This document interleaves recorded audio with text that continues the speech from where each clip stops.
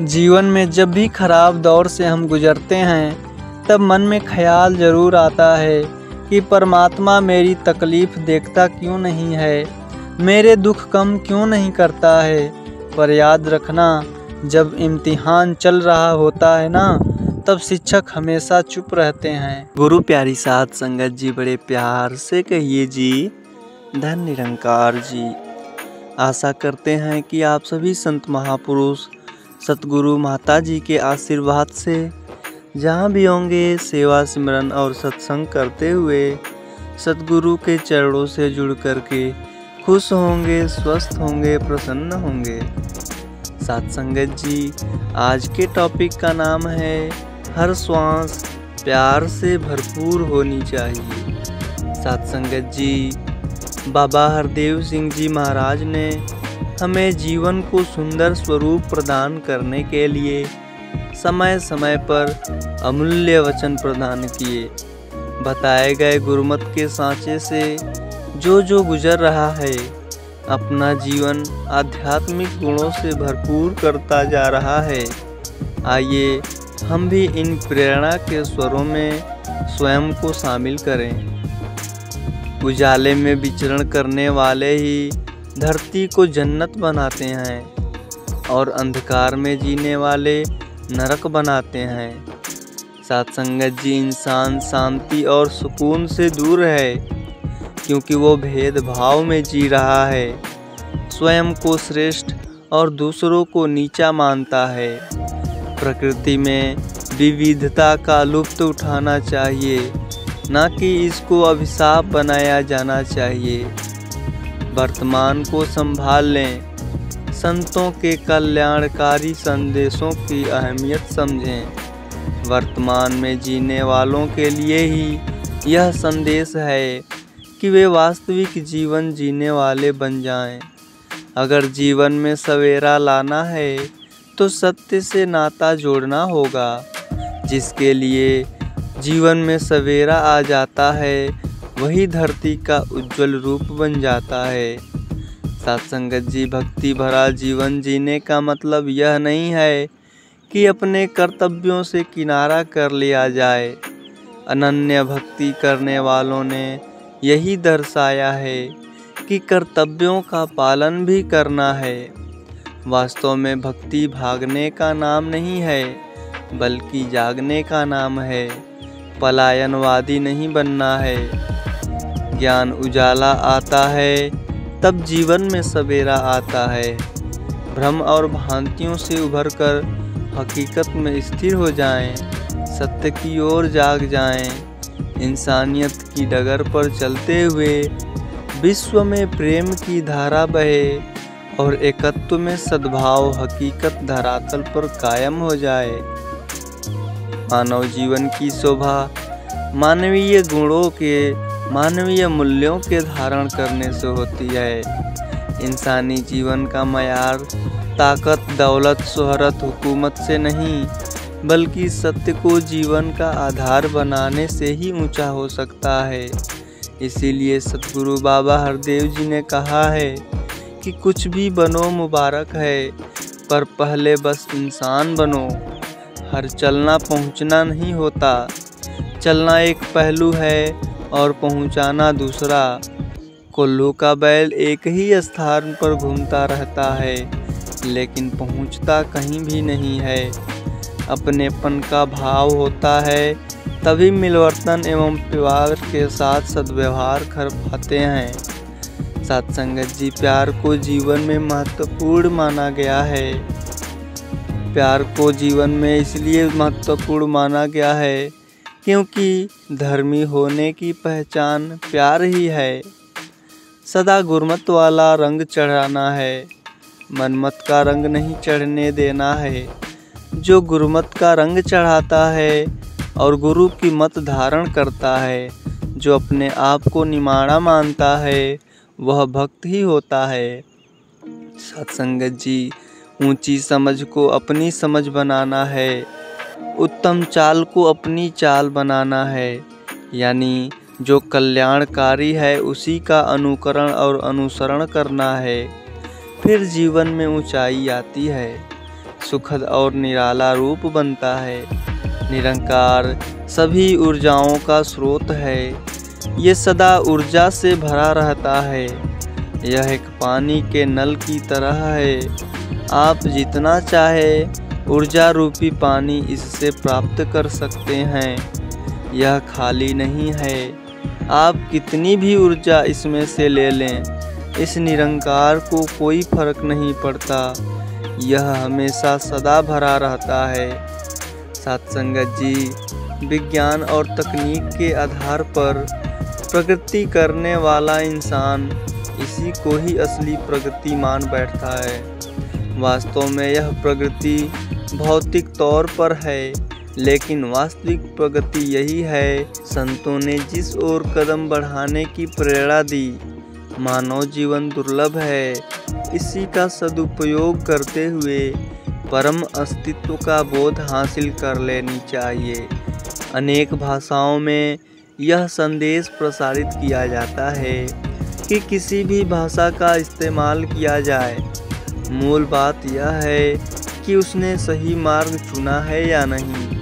परमात्मा तो कण कण में समाया है। जब मन में ज्ञान की ज्योति प्रज्वलित होती है तो सारे अपने ही नज़र आने लगते हैं, कोई पराया नहीं लगता। प्रेम हृदय में रच जाए और प्रेम की गंगा ही बहाते जाएं। प्रेम पूर्वक जीवन का सफ़र तय करें। नफरत को त्याग कर और प्यार को अपना लें।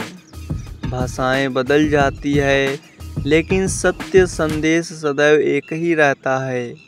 भक्त समाज एवं देश की सेवा में भी सदैव तत्पर रहते हैं। सारे संसार को अपना मानते हैं और अपने कर्तव्यों की पालना करते हैं। साथ ही सत्संग, सेवा और सुमिरन रूपी खुराक भी प्राप्त करते हैं, जो मन को दुरुस्त रखती है। तन को दुरुस्त रखने के लिए आहार की जरूरत होती है, उसी प्रकार से मन को दुरुस्त रखने के लिए सत्संग रूपी खुराक मिलनी चाहिए। यह सर्वत्र समाई परम सत्ता है।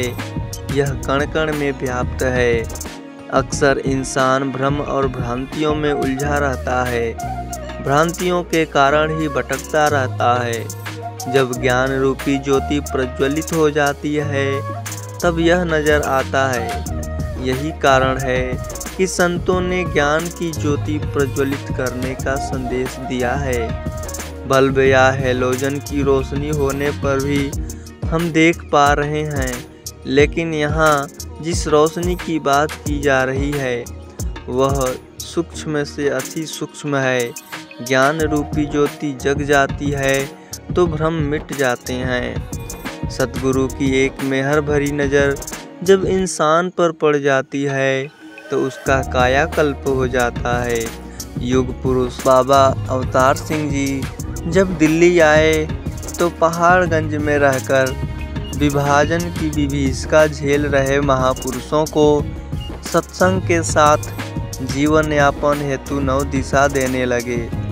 उसी प्रारंभिक दौर में उन्होंने युवा निहाल सिंह के ऊपर भी अपनी विशेष कृपा बरसाई और अपने कल्याण यात्राओं में गीतकार के रूप में साथ ले जाने लगे।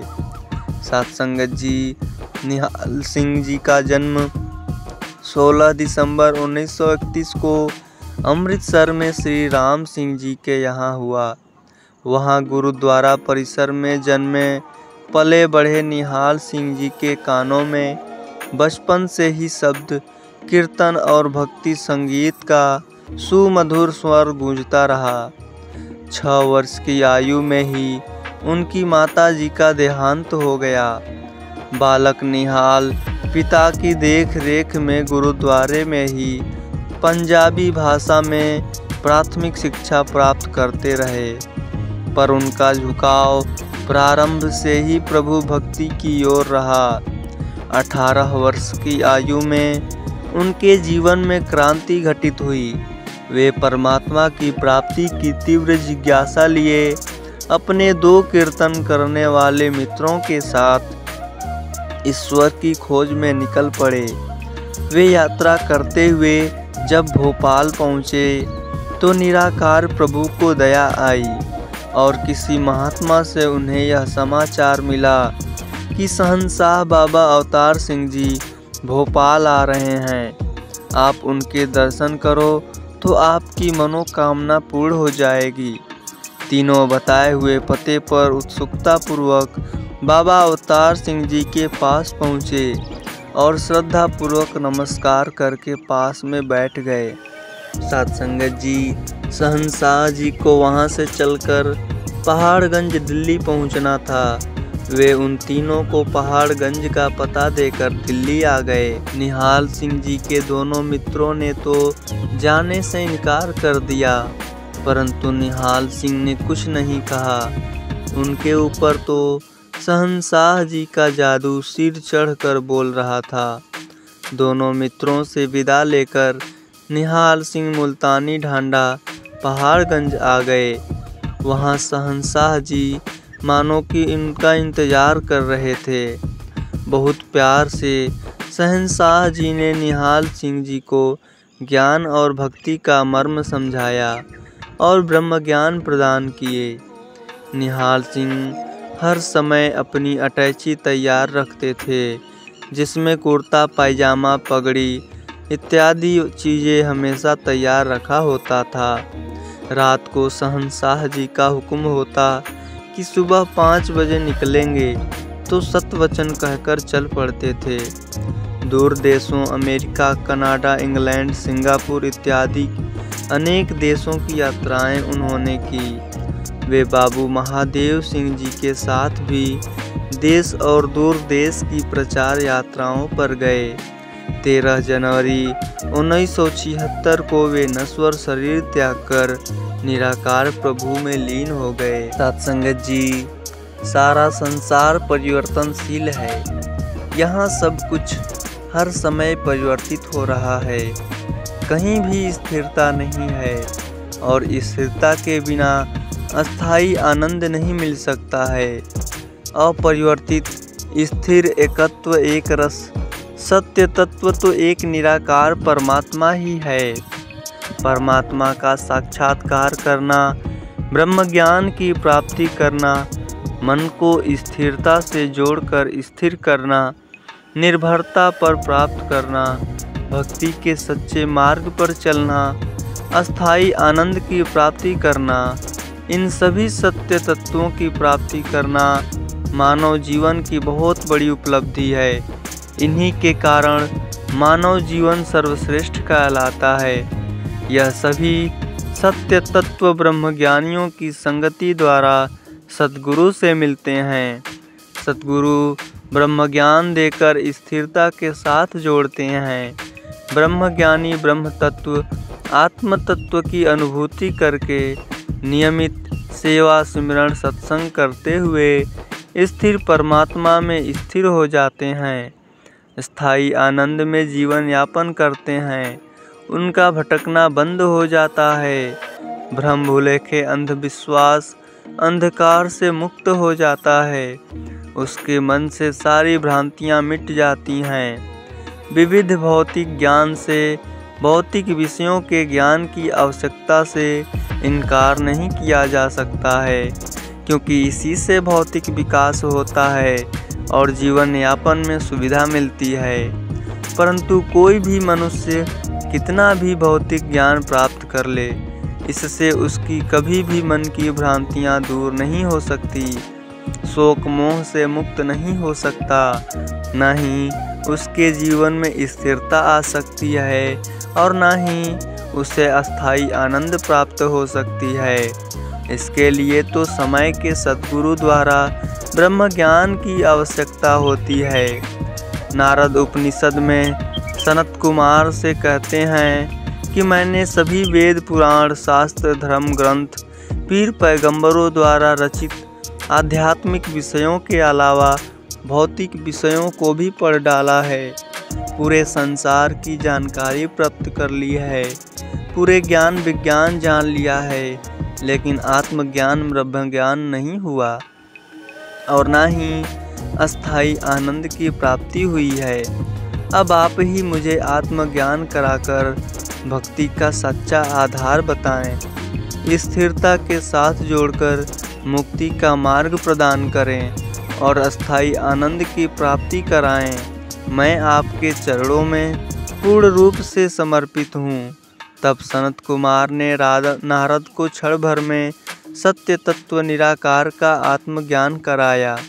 सत्संगत जी, कहने का भाव यही है कि मनुष्य हर क्षेत्र में हर प्रकार से संपन्न होने के बाद भी जीवन पर्यंत भटकता रहता है। वह स्थिर कहीं भी नहीं हो पाता है। मनुष्य कहीं भी चला जाए, कितने भी वेद पुराण धर्म ग्रंथों शास्त्रों ज्ञान विज्ञानों को पढ़ ले, लेकिन संतों की संगति और सद्गुरु के शरण के बिना उसे ब्रह्म ज्ञान नहीं हो सकता है। तो साथ संगत जी, उम्मीद करते हैं कि आज की यह टॉपिक आप सभी संतों को ज़रूर पसंद आई होगी। फिर मिलते हैं ऐसे ही अगले सुंदर टॉपिक में। साथ संगत जी, बड़े प्यार से कहिए जी, धन निरंकार जी। मीठे शब्द और अच्छा व्यवहार ही इंसान को बादशाह बना देते हैं। केवल पैसों से आदमी धनवान नहीं होता। असली धनवान वह है जिसके पास अच्छी सोच, मधुर व्यवहार और सुंदर विचार हैं।